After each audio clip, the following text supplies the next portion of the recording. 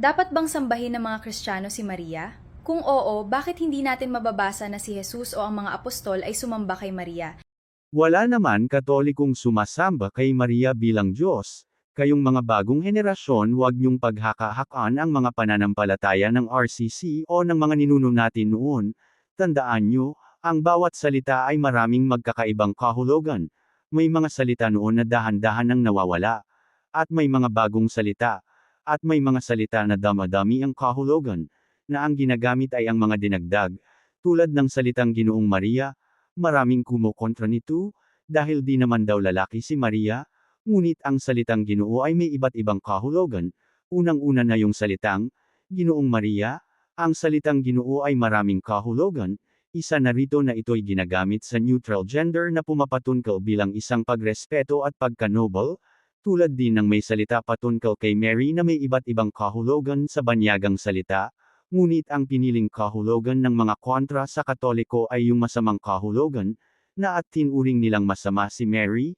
at ang tungkol din sa kasulatan sa Quran, na pinakahulugan nilang nagdadasal si Allah, ngunit isang kahangalang pagpili lang mula sa mga kahulugang Arabic ang pinili nila.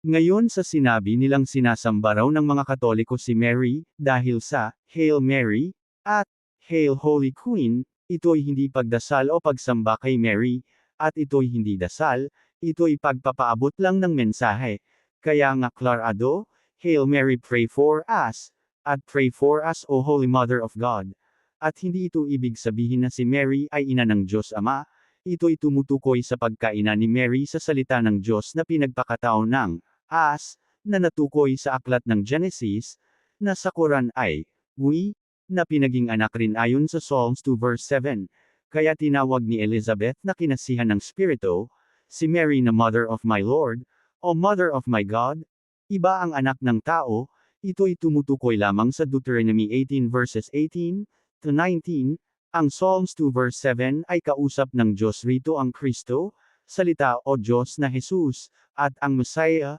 taong Jesus, nang sinabi ng Diyos na, Today you are my son, pumapatungkol ito sa Kristo, na dati di niya pa pinaging anak, na kasama niya sa simula, at ang Psalms 2 verse 8 pumapatungkol ito sa taong Jesus, at huwag niyong sabihin kung pagpapaabot ng mensahe, di na makakarating kasi patay na, o nasa pag-rest in peace pa. Si Mary ayon sa kasulatan ng matagal ng panahon si Mary ay kinuha ng Diyos tulad ng sa gagawin sa mga tao ayon sa nasaad sa 1 Thessalonians 4 verse 17, di hahayaan ng Diyos na mabulok ang katawan ni Mary at na mahalo ang spirito sa mga patay sa Hades o na manatili pa sa Hades bilang isang ina ng Panginoon. At kung nasa langit na siya, huwag niyong sasabihin di makakarating sa kanya ang mensahe, si Abraham ay alam ang nagaganap sa lupa at sa impyerno, si Mary pa kaya na isang virgin o na ang buong kahulugan ay may kadalisayan sa katawan at spirito, at ina ng Panginoon, alalahanin niyo noong buhay pa siya ang salita niya ay di mapaghindian ni Jesus. Sabi ni Jesus John 2 verses 4 to 5 Babae bakit mo ako isasangkot dyan, di pa panahon para sa akin, kahit sinabi na ito ni Jesus, dahil malakas ang pananampalataya ni Mary na alam niyang magagawa o makapangyarihan si Jesus, anticipated niyang inutusan yung mga lingkod ni Jesus na gawin kung ano ang iuutos ni Jesus, kaya nga ang mga nagro-rosaryo ay pinagpapala, at may mga rosary naghihimala. Ngayon paano ba nalalaman ni Abraham ang mga kaganapan sa lupa? Di ko sinasabi na bumababa siya sa lupa o hindi, ngunit hindi pwedeng totooan na nang dahil sa mga angel, kung ang mga anghel na gumagabay sa mga taong mabuti man o hindi ay laging nakikita ang mukha na Ama sa langit, di ko sinasabing yung mukha na kabuuhan ng Diyos o pagsasaanyo lang ng Diyos, ngunit higit na kapanipaniwala na yung mukha lang ng pagsasaanyo ng Diyos, oo, ang mga anghel ang naghahatid sa langit ng mga ikaganapan sa lupa at impyerno, na napakaposibleng inaatasan rin sila ni Abraham at ni Mary at o kusang nagbabalita sila kina Abraham at Mary at sa iba pa, ngunit wala pa ang 12 apostles sa langit, malalaman na ang apostles ay nasa langit na kapag mayroon ng kaganapan na may kapayapaan sa lupa sa loob ng 1,000 years ayon sa Book of Daniel at Revelation, at huwag mag-aatubiling na manalangin para sa mga santo dahil kahit nasa Hades pa sila, dahil sinabi ng hinirang ni Jesus, ipanalangin niyo kaming mga santo sa lahat ng occasion, at ang panalangin ay para sa lahat o di lang para sa buhay, At ang mahalaga nalalaman ng Diyos ang pagmamahal sa kanila, at ang mga hinihiling sa ngalan nila tungo sa Diyos o bilang paghiling mismo sa kanila ay maaring ikaloob ng Diyos.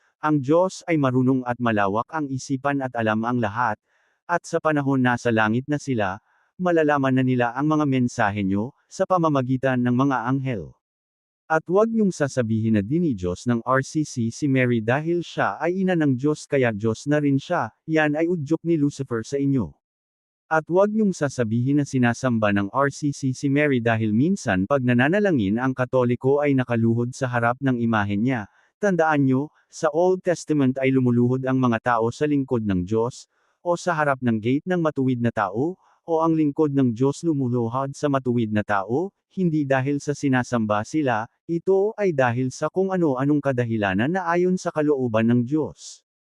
At huwag niyong iisipin na sinasamba si Mary bilang isang Diyos dahil sa nabasa niyo sa mga sulat ng RCC na sambahin si Mary. Tandaan niyo, tulad ng sabi ko may mga salita noon na maraming kahulugan na ang ilan ay unti-unti nang nawawala o di ginagamit. Tandaan niyo ang salitang, samba, ay may kahulugan na dilang pagsamba sa Diyos, na laganap sa panahon noon, kaya nga may pelikula at kanta na ang pamagat ay, sinasamba kita.